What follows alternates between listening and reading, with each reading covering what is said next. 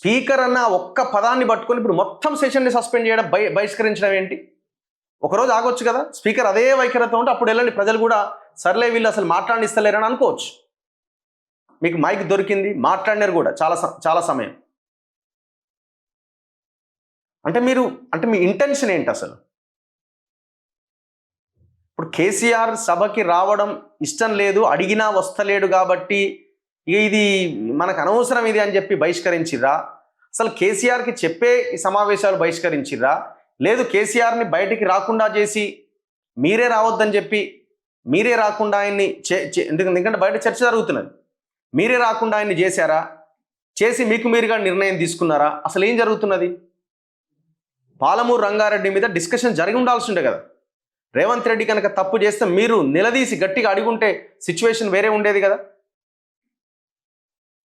మీకు సరే ఏ గవర్నమెంట్ అధికారంలో ఉన్నా ఆ గవర్నమెంట్కి సంబంధించిన ఆ ప్రభుత్వాలు నియమించిన ఆయన స్పీకర్ అవుతారు. దాంట్లో అది నగ్న సత్యం, అది మనకు తెలియంది ఏముంది. బీఆర్ఎస్ అధికారంలో ఉన్నప్పుడు ఒక కేఆర్ సురేష్ రెడ్డి కానీ, ఒక పోచారం శ్రీనివాసరెడ్డి కానీ, ఒక మధుసూదనాచారి కానీ అందరూ గవర్నమెంట్ చెప్పినట్టు నడుచుకున్నారా, లేకపోతే బ్యాలెన్స్డ్గా ముందుకెళ్ళే ప్రయత్నం చేసిరా?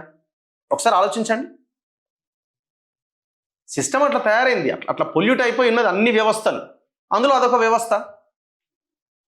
మీ హయాంలో ఏదో గొప్పగా ఉన్నట్టు, ఇప్పుడేదో ఇదిగా తయారైనట్టు ఎవరు అధికారంలో ఉంటే వాళ్ళు చెప్పినట్టుగా అక్కడ నడుచుకుంటారు.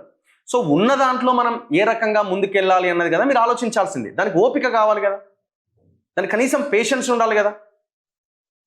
పాలమూరు రంగారెడ్డి ఇష్యూ వచ్చినప్పుడు మీరు ఎట్లా మమ్మల్ని బదనాం చేస్తారు? బయట 299 టీఎంసీలకు ఒప్పుకొని వచ్చినామని మీరు ఎట్లా మమ్మల్ని ట్రోల్ చేస్తారు? ఏ రకంగా మమ్మల్ని ప్రజల ముందు తక్కువ చేస్తారని మీరు నిలదీసి అడిగి ఉండాల్సి ఉండే.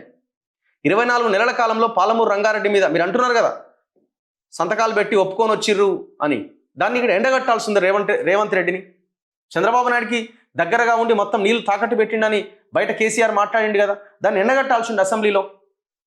ఇప్పుడు వాళ్ళు గంట మాట్లాడితే మీకు 20 నిమిషాల సమయం కూడా ఇవ్వరా? ఒకసారి చెప్పండి.